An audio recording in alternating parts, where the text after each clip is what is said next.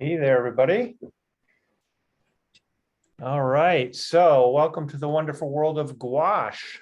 My name is Mike Southern, and I've been doing a series of these demonstrations, hour-long demonstrations through Michael since July, and we've done acrylic painting, watercolor, oil painting, and now we're into gouache.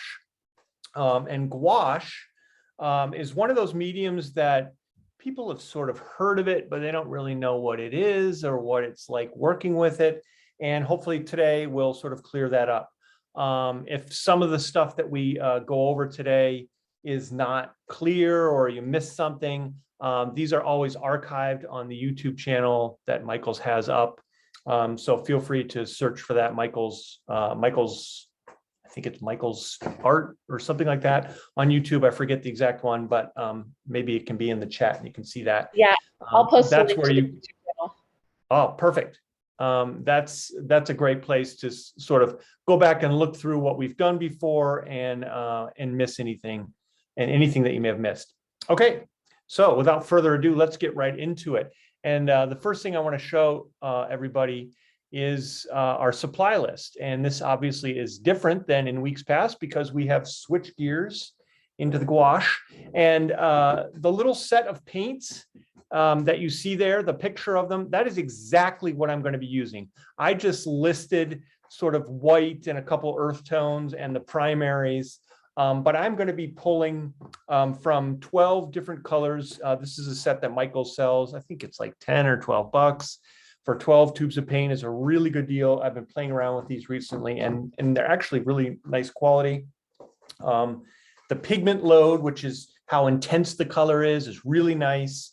Yeah, I would recommend those if you're looking for a starting point for gouache. If you do not have a set of gouache paints, then you probably could get away with using just straight watercolor because they are very similar to watercolor. But don't sweat not having exactly the same colors or exactly the same, even in this case, mediums. It'll work obviously best if you do have gouache, but watercolor could work in a pinch. So some other things you'll need, paper towels, a couple paper, I just pulled off 2 and I'm going to use that, or a cotton rag will work. Masking tape to mask down your paper, which I'll get into in a minute, a container for your water, which is absolutely vital for this process. And then a variety of watercolor paint brushes. Some acrylic / oil brushes will also work. So once again, supplies are somewhat open-ended. Be willing to experiment a little bit. Be willing to sort of substitute where you need to. This is a medium that can sort of take a little bit of that. And then, of course, you'll need something to paint on. And in this case, watercolor paper, just like you would for watercolor painting itself. Gouache is very, very similar to watercolor, and you need to work with watercolor paper. There are some boards out there, some water absorbent watercolor type boards. Aqua board by Ampersand is one that I've heard good things about, but the medium is expanding and they're always looking for new things. So they've come up with aqua boards and apparently they're really good. I am going to be working on paper. So that is your list of supplies. And as always, as I'm going along here, you have any questions, Ash will get them through to me in the chat and read them aloud. So feel free to chime in whenever you feel like something went over your head or you missed something. Okay, so let's go to the scene, the overhead view. So got my paper towels, got my paints all out here. Just as a reference, I'll go through these really quick. I've got white, yellow ochre, burnt sienna. This is a cerulean blue hue, probably a hue, but it says cerulean blue, but I'm pretty sure it's not actual cerulean blue. And then we've got what's called a brilliant red. And then I think this is lemon yellow over here. And then I've got a darker blue, Prussian blue, and then a color called Viridian, which is, it's kind of slightly turquoisey. It's got a little bit of blue into it. So I've put out, let's see, 4, 8. I put out 8 of the 12 colors that come in the set that I'm using today. So I may supplement it, put some more things in, but I think this will probably get us through mostly what we're going to do today. As far as what we're actually painting, I'm going to show you a few things about the qualities of gouache, and then we're going to get into I'm going to invent a landscape. Sort of, you're going to see it evolve as I lay things down. I'm not going to be working from anything. And then I've got an apple, just a regular old good Johnny Appleseed apple, and I'm going to use that. So the subject matter is not vitally important. If you want to do sort of your own thing and kind of follow along with the techniques that I'm employing, you can. If you want to get an orange instead of an apple, something like that, that'll totally work.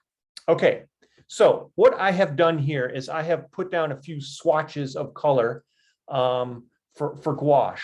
And gouache reacts exactly the same way that watercolor does. So, and I'll just sort of put a little stripe of color up here. Let's do this Viridian color over here at the end. So I get my brush a little bit wet, and then I put a little bit of water over there, and then I just sort of pull some of the pigment in there. So let's just say I want to make kind of one of these little swatches of color. I'll just do it up here so you can see it. Let's get a little closer as well. Let's do that so you can still see. You just pull these down. There we go. Mike, we do have a good question. Yeah. Mike, we have a question. Yep. How can we make sure the dab of paint coming from the tube is not watery? Yes. Deb says, my tubes are full, but the liquid is all at the top. Yes.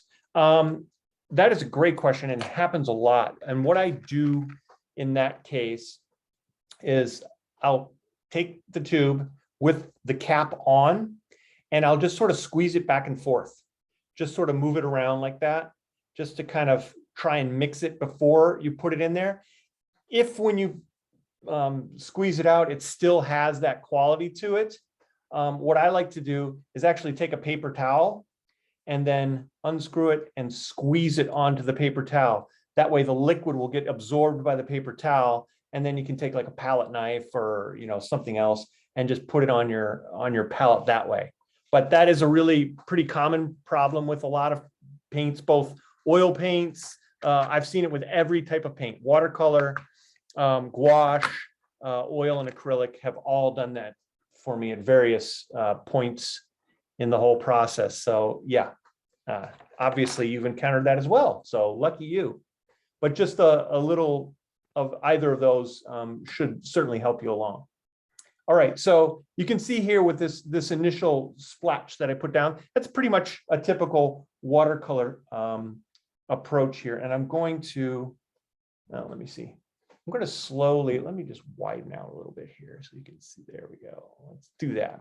So I'm just going to pull a little bit more pigment in and kind of slowly, incrementally increase the amount of paint and decrease the amount of water. So I'm just kind of blotting it up like that. I'll do it again, maybe add a little bit more pigment. There we go. And you can see that the color intensity is picking up really quickly. And that is something that to me is a huge difference between gouache and watercolor, is that the intensity of the pigment is noticeably higher. So there's more pigment in gouache paint. It sort of has more of an acrylic quality. And as I add more, and here I'm going to go with almost just straight paint here at the end, just a little water to kind of activate it. But when you get towards the sort of the end of the scale that I'm making here, the paint becomes almost entirely opaque. Opaque meaning you can't see through it. It has no transparency, no translucency. So this right here is a quality of gouache, this complete opacity. It's something that you're not going to get with watercolors. And that to me, that to my mind, is the primary difference between the two. And I'll show you what I mean exactly by that. So if you look at, let me just pan out a little bit here. Pan out to this little purple swatch here. That's a really strong dominant color. And if I wanted to come over that and cover it up in watercolor, that would probably take me 2 or 3 passes to get anything to cover that up and make it so you couldn't see that. Now I'm going to try something here, and honestly, I've actually never tried this color combination before. I'm going to just try some yellow, and I'm going to try and go opaque right over top of the purple. This would be a suitable moment for a drum roll, but I don't have that, so let's just do it. So I'm just going to take this straight yellow, and that's pretty darn close. That's pretty darn close to transparent, or I mean to opaque. There's no way with watercolor that you could get that degree of coverage, putting a really light kind of weak color over top of a really strong, heavily pigmented purple like that. So the ability of the opacity of this paint to kind of dominate like this is something that's really unique to gouache in terms of its comparison to watercolor. Now, the other media that it's often compared to is acrylic paint. So it sort of occupies this nice middle ground between a very transparent, loose, aqueous medium, and then the sort of the more, what people think of when they think of painting. They think of like oil paint and kind of that heavy translucent quality, or the heavy opaque quality, excuse me. And it has those qualities as well. So it does a little bit of both. And in the demo today, I really want to show you how that all can work. You'll notice here, this is something I didn't mention earlier. I'm using 2 things of water. I use one of them to kind of clean it off, get all the pigment off. And then the other one is I try to keep as clean as possible.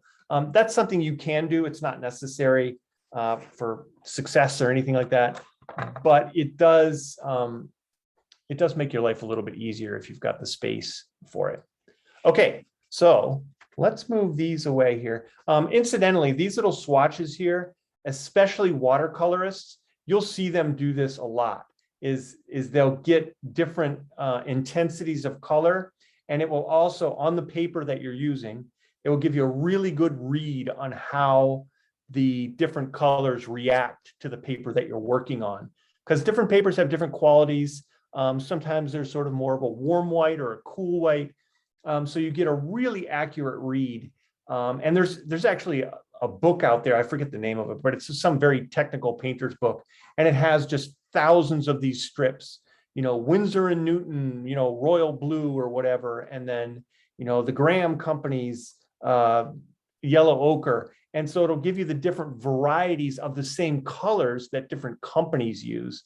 So they're really, those kind of books are really helpful if you're going to be serious about this medium. But you can also make your own. Go out and spend thousands of dollars on materials and then take up pages full of this, and you've got all the resources you need to make the paintings that you want. So that's a good thing to kind of keep on hand. All right.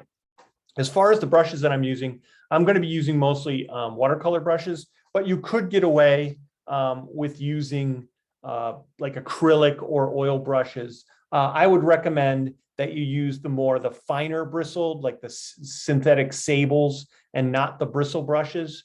But I could see in spots, and maybe I'll find a spot where you could use a sort of a rougher a rougher brush like this. This is called a bristle brush to do kind of some dry brush techniques. But mainly you're going to be sticking with the more absorbent watercolor brushes and the synthetic acrylic oil brushes as a secondary backup. Okay, so I have here a blank piece of paper, the most intimidating thing that you'll ever run across. There we go. And I've divided it in half. I don't know if you can see this very clearly, but there's a nice line right through the middle here. And I'm going to do something down here, and I'm going to do something down here. I am a big proponent of having multiple things going at once. And especially for something like this, where I kind of need things to dry over here before I can do the next layer. So I'm going to kind of skip back and forth between these two. And this is going to be my apple. You can see I've kind of drawn a little circle with the stem here. And that's what I'm going to put down here. Up here, I'm going to do something somewhat experimental. I'm kind of mildly excited and terrified of at the same time. And I'm going to do kind of a just a quick invented landscape. I don't even know what it's going to look like. I haven't even done a mock-up of this. I've done sort of a few from life, but this will be the first one where I've actually done an invented one. So the first thing I'm going to do is I'm going to do a big sort of typical watercolor wash, and I'm just going to pre-wet. If you've seen my previous watercolor demonstrations, you'll know that I was a real kind of a big proponent of wet into wet techniques, where you really let the watercolor itself do the heavy lifting. So I'm just pre-wetting all of this, and I'm going to just take this blue. This is that cerulean blue, and I'll start up top, and I'm just going to kind of let it bleed in. And this is very typical. We got a little bit at the top there. Let's go. There we go. So we got a little bit of just a sort of a typical wash. In landscape painting, the sky tends to be a little darker at the top if you're sort of going with kind of a typical approach. So I'm going to lay it in a little thicker, and then it gets lighter as you go down. You can add some more water. And this is the part that's going to, so it gets down to the bottom, gets a little lighter. And I'm just going to keep going. This is not a sky painting. You'll see. Hopefully you'll have, if you're following along with me, you have faith, and I will take you to the painting promised land with this approach. So I'm just doing kind of an inverted. It sort of starts dark, gets a little lighter in the middle, and then, you know, goes into more midtones, kind of more towards the bottom third and the top third. So something like this. Maybe even if I just put it in the wrong one, of course. Best laid plans. I'm going to take a little yellow, both yellows, and just kind of warm it up in the middle a little bit. So that's probably enough. And you can see up here where I dropped a little, I don't know if you can see up there. You see where I dropped a little water in there? That's actually a great way to make like a little cloud. You just take some water. You can be really selective about it. Just straight water, and just kind of blot it in there.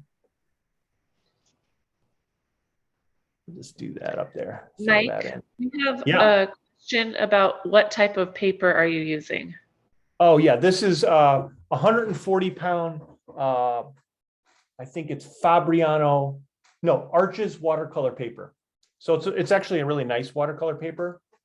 But any will do, you know, anything by you know, Strathmore, Canson, or something like that. It's just 140 pounds, so it's got a little heft to it, so it can kind of take a little bit of you know, heavy lifting from from all the water that we're putting on there. All right, so I'm just going to let that sit. Meanwhile, what I'm going to do here, I'll bring the apple in for its cameo. I'll just put it right here. And I'm just going to draw right here. I've done the outline of it. And if you notice on the apple here, it's, it's red, it's an apple, but it's also got this yellow kind of undercoat. And so I'm going to concentrate on that. And I'm going to start, just take some of that yellow that I had, and I'm just going to kind of color in the whole thing. I'm not pre-wetting it. I'm just kind of building up a base coat of yellow. And there's a method to my madness here. So pretty much straight paint onto it. I've probably got, a 50-50 mix of water and paint. So it's, it's pretty saturated paint that I'm putting on here. Actually, I'll just go over the whole thing, cover up the stem and all. Probably could be using that other brush. It's the one that's got a lot of blue in it at the moment, so I don't really want a green apple for this. I'm just kind of blocking in an undercoating of yellow here in a fairly typical watercolor fashion. So there we go. Doesn't have to be perfect, doesn't have to be super uniform. Just get the general shape of things. All right, so we'll let that dry as well. This is not quite dry yet, but that's fine, because what I want to do next is it'll be all right for what we're going to do. So I'm going to put a little horizon line in here, and I think what I'm going to do is I'm going to do a mix of this blue again, maybe a little mix of this burnt umber, or not umber, but burnt sienna, sort of create this kind of brown mush. And then I'm mostly going to be dealing with some of this viridian over here. So something like that. And what I'm going to do is I'm just going to kind of create a little hint, still wet, so it's kind of bleeding everywhere. So again, this is very typical kind of watercolor approach, and I'm just making a little bit of an imagined lakeshore kind of approach. Let's see, yeah, I'll do like that. And being very general, being very just kind of nothing terribly earth-shattering, but it's sort of setting things up. And hopefully you're seeing where I'm going with this. This is the sky. This is going to be sort of a lake. So we got the reflection already built in there. So far, I'm treating the gouache as watercolor, which really it's probably most similar to. So it's, it's kind of bleeding into what's already here, sort of adding a nice sense of, of a reflection here. Maybe I can take a little bit stronger line here and sort of hint at, this is where the shoreline is, over here, maybe something like that. Just sort of playing with a little bit of sky, land. Just putting a little bit more extra tone in here. Just bleeding a few different types of green, sort of more that viridian color. It's kind of breaking the color up a little bit, letting that wet into wet do its thing.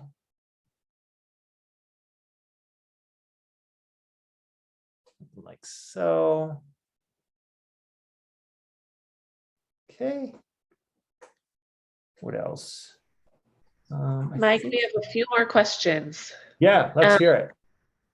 Okay, so first, we are curious if you're using hot pressed or cold pressed paper.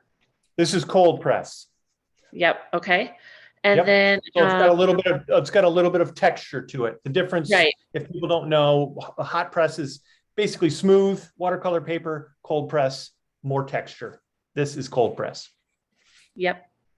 And then we also had a question of how much paint do you use? Okay, so for now, at these beginning stages, I'm using it like I would watercolor. So I'm using a fair amount of water. So I would say, for the sky up here was probably 75% water, and then I would just put the pigment in it and let it kind of pool around like that. Down here was probably more 60, 40, 50, 50 in favor of water. So this is a little bit more saturated. This is a little less water than what I did up here. So everything thus far has really been consistent with the way I would describe how you would work with watercolors. So yeah, I hope that answered your question, but that's a great question. It's really important to understand too. Okay, so I think what I'll do, I'm gonna try that cloud again. It didn't really do much up there, so let's just try this. After you've got a little bit of drying time, if you want to come back into an area and kind of lighten it up a little bit, just taking some straight water. And if you really want to get heavy-handed about it, you can kind of blot it out a little bit. So I'm just breaking up that little upper area a little bit. Let me just do that again real quick so people can see that. I'm just sort of daubing it on there, the water. And because this is still wet, it's still what would be called open. I don't have to kind of re-wet it. It's really easy to kind of pull it out and manipulate it like that, so you can get a little bit of a sense of texture, or maybe clouds or whatever. And I can, if I want to do it as a reflection here, I could sort of do the same thing down here. Mike, what size brush are you using right now? This one is a 6 watercolor brush. And the numbers on brushes I have found are incredibly arbitrary. Like certain companies will have, a 6 might be really small, and then another company might be really big. So, but generally speaking, this is a pretty good indication of a typical size 6, which really in the scheme of things is sort of right in the middle. I mean, they have ones that are like, 20s and things like that. But generally speaking, 0 for a super fine point brush like this, and then a 6, and then it usually goes up to maybe a 12 or a 14 is, maybe double the size of this. So that's a pretty good typical range from 0 to 12, but they do make them bigger and they do make them smaller, but that should give you an idea.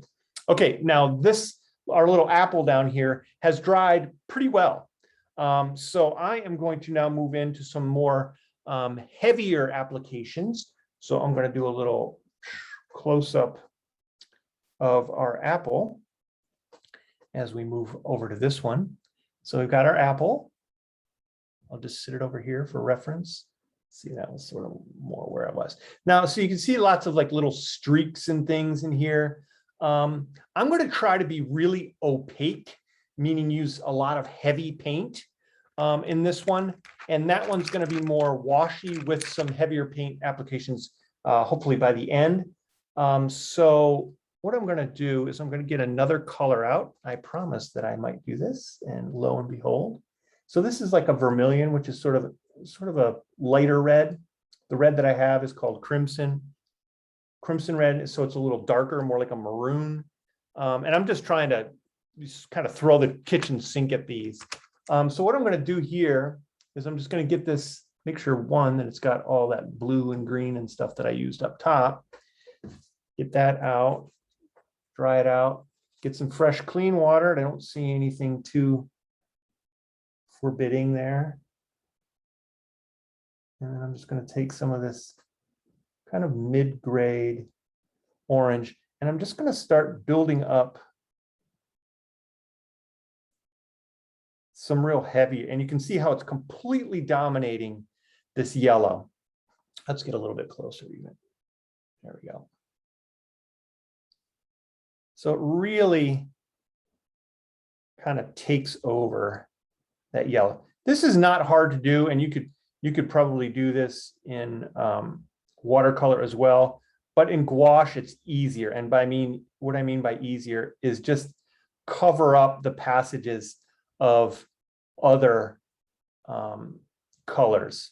And generally speaking, it's a lot easier to go from a darker color over top of a lighter color. So I'm sort of sticking with that formula.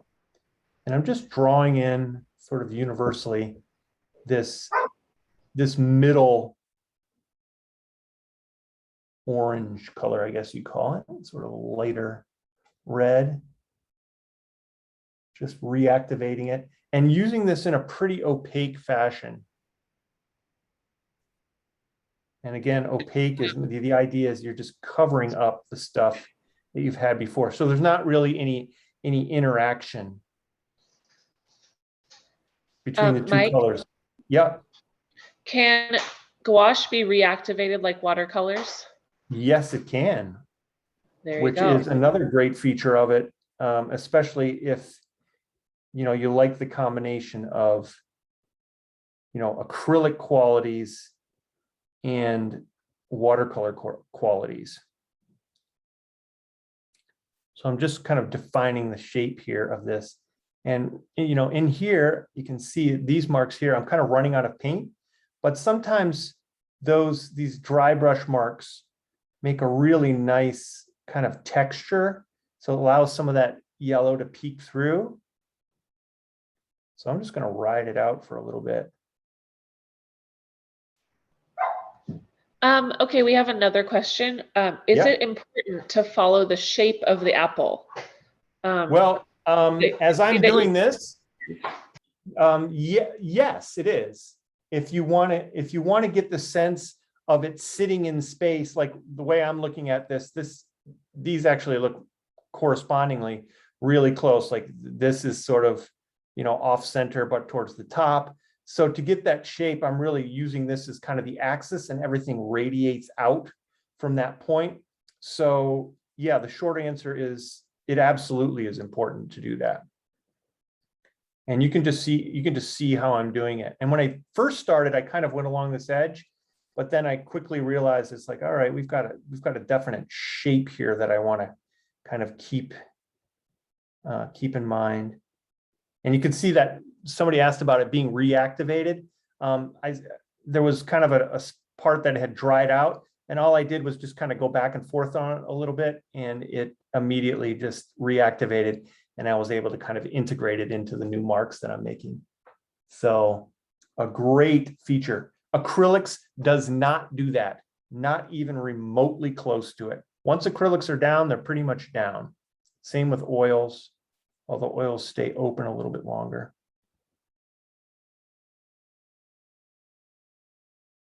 And so this is really more like, and the way I'm using it is more like kind of like poster paint, or what might be known as tempera paint, just sort of big, heavy acrylic-like passages. And I'm going overboard here on the contrast between the yellow and the red. There's lots of sort of more transitional tones that I'm kind of ignoring because I want to give you the idea. If I wanted something a little bit more subtle, what I would probably use is a lot more. I'll just do a little bit. I just did it off to the side, can't see it, but I just did something with a lot more water. So I'm, something like that. So you can add that in here. I'm just using this as an example of more opaque uses of gouache. So this is looking more like a kind of an illustration, almost like, something that you might see in an illustration of a fruit basket or something like that. Very strong, vivid colors, really heavy, opaque passages. But as I'm doing right now, you can kind of, let me just rotate that over a little bit. There we go. Mike, could you possibly zoom back out a little bit? Back out. Yeah, thank you. How's that? I'll try to keep that red in there as well. Looks good. All right, cool. There we are. Okay. Yeah, that's good. Anytime, because I sort of get in the zone and I lose sight of the screen. So holler if it looks funny. So I'm just kind of subtly integrating some of these passages now. See, this one was a little bit harsh, so I'm just adding a little more water. While it's still wet, it's kind of like watercolor in the sense that it will all bleed together. So for instance, if I wanted to kind of make this a little bit more orange down here, and let's just do it for the sake of trying it. Can sort of get these passages a little bit more subtly relating to each other.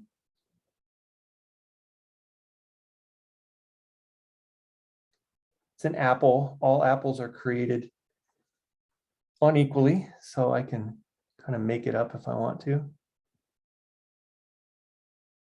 So just reactivating some of these harsher passages up here and just kind of integrating them in. So this is the best of the watercolor world.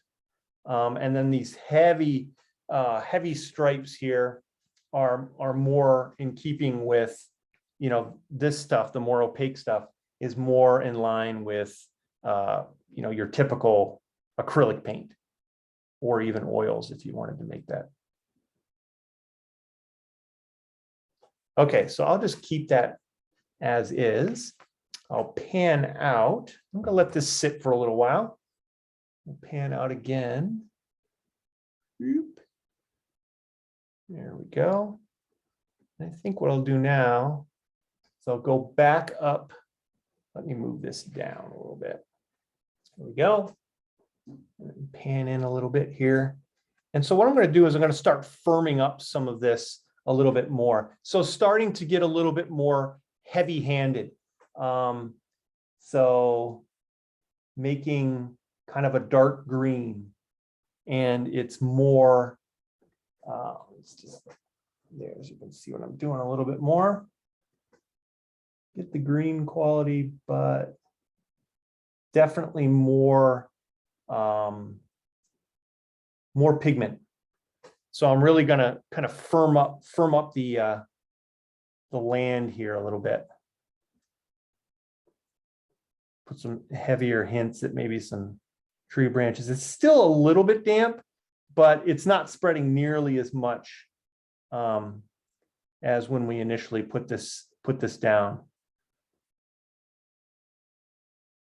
Okay, this is a great question. All right. Kat, do you begin with the lightest color or the background color or something else? Well, with gouache, you really have the choice.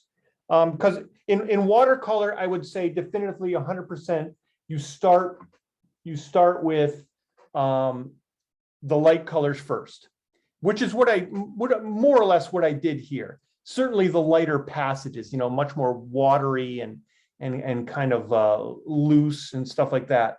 And then you would progress into stuff like this. So this is the one that's more in keeping with a more watercolor approach. But, and I'm going to show you this later on, the good thing is if you see something down the road where you're like, I kind of want to do a little bit of, maybe superimposing, I don't know, you want to draw a moose in here or something like that. I don't know what, if you're from Minnesota or whatever.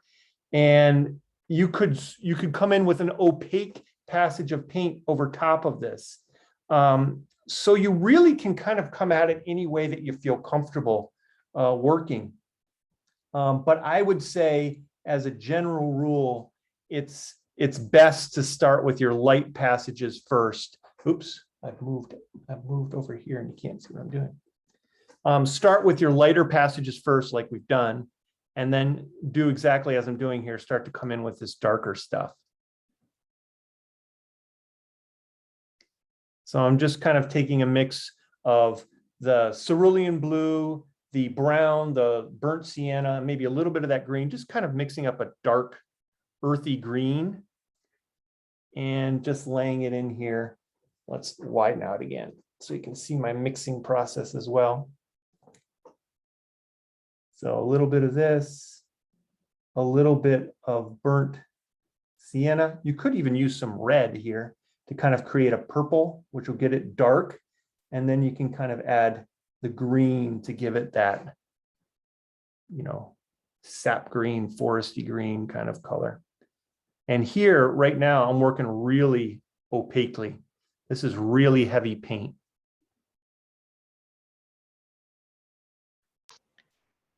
Okay. Carol would like to know, which medium do you prefer when you're painting, watercolor or gouache? Well, I'd say I'm more used to watercolor, but you know, I would say I could use gouache paint as watercolors. So in that way, it's more versatile because of the opacity, the ability to kind of make these heavy passages that you can't see through. So, you know, on the one hand, I've used watercolor more, but on the other hand, I may start using gouache more because there's just more you can probably do with it. And then can watercolor and gouache be used together in the same image? Yes, absolutely. They are very similar. They're both water media. They're both, you know, they both get thinned out with straight water. And so, you know, you can start with watercolor and superimpose gouache over top of it. So absolutely. All right, let's see. What else should I put in my little lake here? Maybe a boat. So now I'm going to start putting in another sort of heavier passage here. This might totally ruin it. Winslow Homer would be turning over in his grave, I'm sure, with the boat that I'm going to put in here. I'll do a little canoe. I'll make our canoe like this brown color again, maybe some yellow ochre. If you don't know who Winslow Homer is and you like lake pictures, nature pictures, you know, hunting pictures, fishing pictures, Winslow Homer is a great artist to look at. He got his start as a, so I'm mixing kind of a, let's just see, where should we put our boat? Let's put our boat off center here. We'll just put like an empty boat. It'll be poetic. It'll be a poetic boat.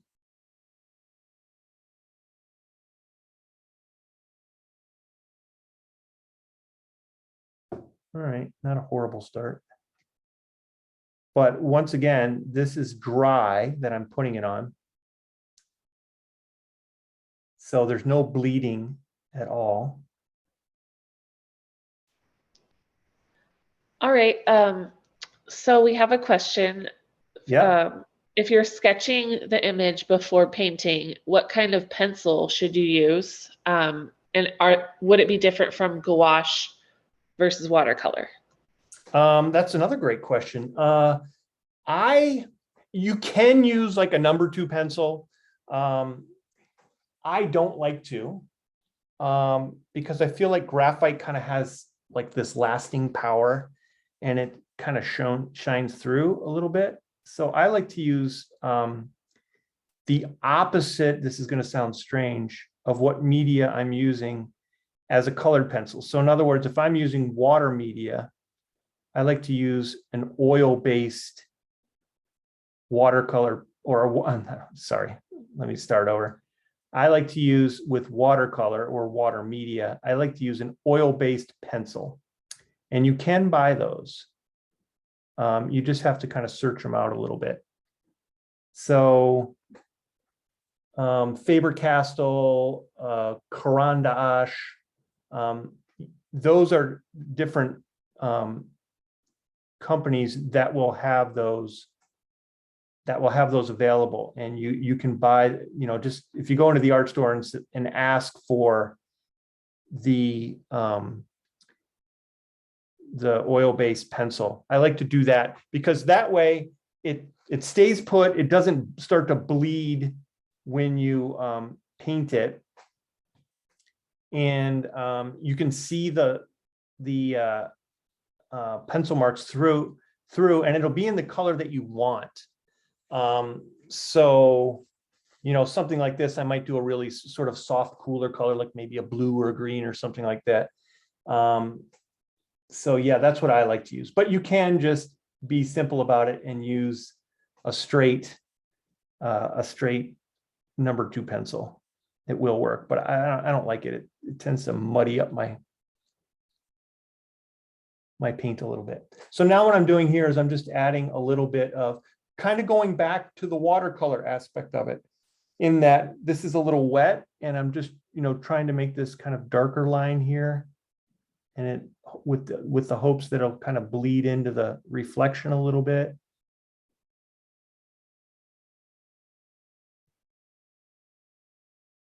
Something like that. Yeah, that's sort of looking all right. Maybe put a, I'll come in, actually, I'll let that sit for a little bit. So that's looking pretty good. And if I want to clean anything up, like there's a little something here that, you know, maybe you want to get rid of, just get some water and you can kind of clean it up. So again, it's got that nice reactivation quality of watercolor. All right, so I'm going to move down to the apple again. And what I'm going to do here is musical painting. And this is, like I said, this is something that I really like to do in terms of, you know, working method. Let's widen out here. Let's just do this.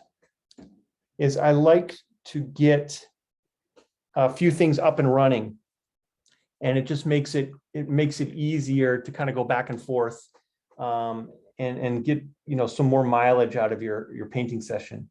So here I am, I'm just going into this crimson, this dark red here, and I'm going to start, or continue, I should say, to add some really nice, dark, heavy, opaque passages. So just kind of reiterating, you know, keeping some gaps here. This is much more of a red delicious apple than I actually have, but it serves the purpose of this demonstration a little bit better. While you're working on that, we have a couple more questions. So Great, perfect. We're wondering about the oil-based pencil. Wouldn't it show through once the painting is finished? It very well could. So you have to keep that in mind. But because gouache has a little more of an opaque quality, if you really wanted to get rid of them entirely, that would be much easier to do than with, say, watercolor. So yeah, that was definitely a good catch, because that will happen. But and probably a really light hand would help too. Yeah, and just do it very, very gently. You know, don't kind of go really heavy-handed with it. The other thing about if you were to use sort of a water-based pencil, and really colored pencils are either oil-based or water-based. Sometimes they have like a wax-based one, which that's generally more like a kind of a litho crayon or something like that. But what will happen is when you put the water on there, it will start, the color that you put down will start to bleed into whatever you put over top of it. So you have to watch out for that. Yep. And then Stephanie says, thanks. So where I see the black and white drawings with accents of watercolor, are they probably oil-based pencils? I've seen it in museums and the effect is awesome. Yeah, I wouldn't know, because I don't have that in front of the picture you're talking about in front of me. And I would guess that if they're colored pencils, like if it's a normal graphite looking pencil, then that's probably exactly what they have. But if it's, like a little sort of earth tone, like this sort of yellow ochre up here or something else, then yes, that's probably exactly what's going on, sort of more of an oil-based pencil.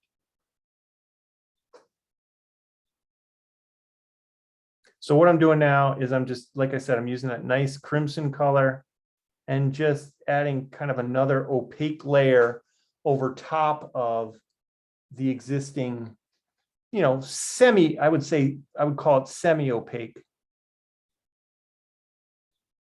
But this, I mean, if you look at the quality of this paint, and let's get a little bit of a close up here. If you look at how this paint actually looks, you'll see that it is almost going on like kind of a thin, I need my glasses, like a thin acrylic paint. So if you see that mark, you can kind of see it's really heavy. It's actually, I don't know if you can notice this, but it's got some texture to it.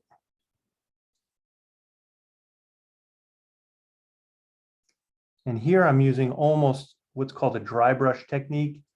So, oh, pardon me. Pardon me. Dry brush is misleading because you can never really, in water media, never really have a truly dry brush because the paint has some moisture in it. But what it does is it gives the marks a little bit more texture. So there's a good one. You kind of lose it and it gets a little bit more granulated, I guess you could say.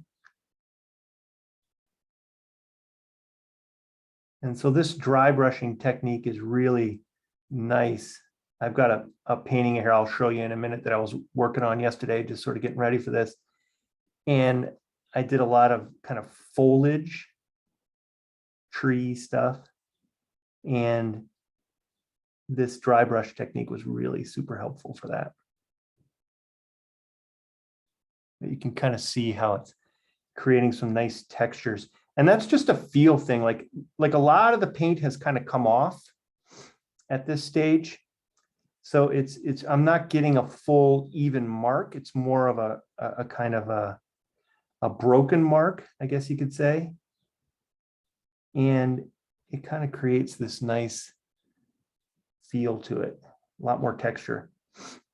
And I hopefully what you're seeing here with all this is how, now I got a little bit more, I picked up a little bit more water so that the strokes are a little bit more even. And I actually like those kind of broken marks a little bit more. So let's try some of that. There we go. That's nice. So just So really just another question. Yeah. For if you have a white highlight, like say you want to add the white light on the apple, Yep. do you leave the paper white like you would with watercolor, or can you add it after with gouache? And you guys are on your game today because that is a great question again. And the answer is you can do either. Because this paint is so opaque, I could impose, and I will do it since we brought it up, and I may do it on the top one as well, is you can do either. You can leave it open like you would in sort of a traditional watercolor, maybe even use what's called Cricut, which is that stuff that you put on before. I won't get into that. That's another whole nother demo. But you would leave, like right here, maybe the highlight is right there, leave that open and then kind of work around it. But with this, and since this dries so quickly, like watercolor does as well, and here I'm going to show you, I'll go back again. So I'm going to use this white. Let's get a little bit of whiter out. There we go. So I'll take a little bit of this white, very opaque, just enough water on my brush to kind of pull some of it out. Give it a little flow. All right, so we got a little ridge. I'll just do it in here where you can see it better. It's actually not exactly where it is, but I'll just take this white.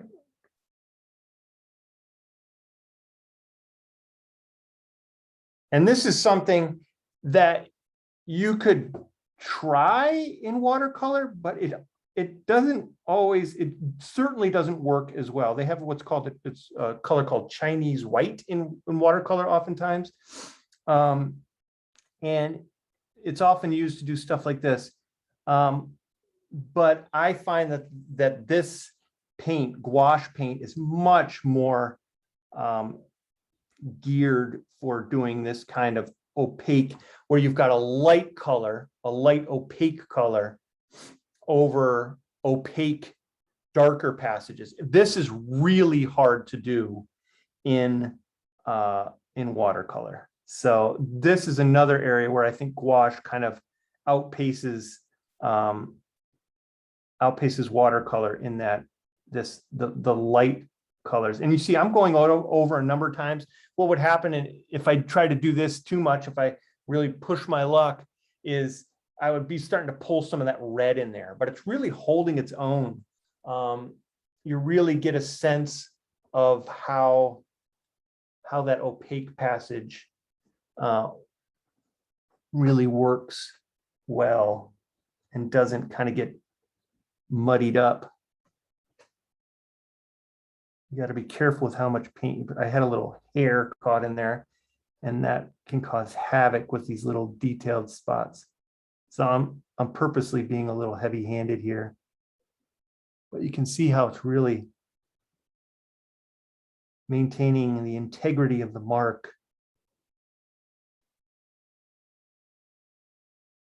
So yeah, you get a nice highlight like that. All right, now let's try some of that. Oh, God, we're almost done. See, in the zone. Yeah, we're getting close. We have 2 awesome questions, if you don't mind. Does the humidity level outside have anything to do with your choice of using watercolor paint or gouache? I would say no, because they're essentially very close to each other in terms of their effects and working methods and all that sort of thing. But honestly, I've never really done an overt thing or heard anything either way. So my guess is I don't think something like that would matter. Short answer. Fantastic. And then what brand brush are you using? This brush here is a sapphire brush, Robert Simmons. See that? I think you can see that. It's a nice sort of mid-grade quality. So what I'm going to do here now is I'm just going to add some of these white highlights. And I'll just sort of hint at the boat slightly moving through the water.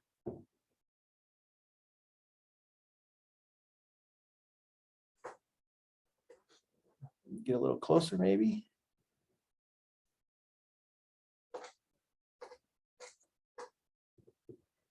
It's leaving quite a wake for a canoe, but just want to show you the technique more than anything. And then I'll do the same thing up here on the line, the horizon line. Maybe throw one in here as well. Ooh, let's do it over here. So again, these heavy kind of little opaque passages are really the bread and butter of gouache, and really do kind of set it apart from watercolor. You just drag that all the way along there. And you know, when you're doing stuff like this, you can see how it's kind of broken, like it's really heavy here and it's a little bit lighter over here. That's actually a good thing. I mean, there's no such thing as a perfect line in nature. It's very broken, and it can be you know, quite disjointed and not as vibrant as you think it is. So I'm just going to do one more thing, and then we'll call it good. Just going to add some more opaque green passages. So I've mixed up here at some white and that viridian and a little bit of yellow. And I'm just going to kind of sprinkle it in here to kind of add a little bit more texture and variety to that mark. So this again is where you know, gouache really comes into its own, when you can kind of superimpose these lighter passages over the dark stuff. And I think with that, I'll call it good. This is the one I was talking about. This is the little painting that I was fiddling with. But if you look right down in the trees here, you can see there's lots of yellow. It's sort of a whitish yellow. more of an earthy yellow, and just sort of dabbed it in there. And that really, gave you a nice series of heavy opaque light marks over that underpainting, which is sort of that dark green, sort of earthy green underneath it. So that's where I was headed with those last few marks up in here. Okay, so maybe we have a few people that would like to show off what they've been messing around with in their introductory gouache experimentation. Anybody got anything? Maybe we can do it. Oh, hello, Sarah. Haven't seen you in a little while. Great. Oh yeah, you put the little flag on the boat. Yeah, awesome. Very nice. Oh, cool. Kylie, yeah, there's lots of nice sort of layers of color on those apples. You went with the whole tree there. Nice work. Yeah, that's the idea. Oh, did you go with white in the clouds on that one, Bridget? No, you just did with the dabbing. Oh, okay, great. Those look awesome. That's another thing you could do with clouds like that, is come in with some heavier whites and kind of make the sort of the puffy, cloudy stuff. All right, I like your boat better than mine, Owen. Very nice. Or Owen's iPad anyway. Yeah, that looks great. All right, Jane. Yeah, good variety in the tree line there. Some darks, some lights, some midtones. Very cool. Catalina. Ooh, we went really dark and moody with that shoreline. That looks great. That's awesome. Who else? Oh, back to Owen's iPad there. Okay, so this is Lois. Ooh. This looks like squash in front of a lake. Is that what we got there? That looks great. Very nice. Oh, yeah. Henrietta, a partially eaten apple. Lots of nice sort of moody atmospheric stuff in the landscape as well. These look great. Yeah, and you even managed sort of that's a good one because you could really see the nice background color there in a more watercolor approach. Nancy, all right. So you went with a red boat, good. All right, Pierre Quinn, that looks nice. Sort of some really bright, almost yellow passages in the shoreline there to mix with the darks. Good use of the contour lines on that apple alcorn. Excellent. Nice. Really well done. NYECT. Yeah, okay, cool. So you just did is that a sketch pad? Or is that a watercolor? Yeah, so you can get by using sort of a regular sketch pad. The problem is it might start to warp a little bit more, but it works. There's a long history of, old war correspondents just sort of doing little sketches in their notebooks. All right, well, that was great. A really nice job by everybody, and super awesome questions. And so the next week's demo is actually a paid one. It's sort of more of an intermediate, sort of a little bit more technical stuff, but it's basically going to be building on what we started today. So if you like this, I think it costs $30 or whatever. So next week's is going to be the only one that's paid. And then in 2 weeks, we start a two-parter.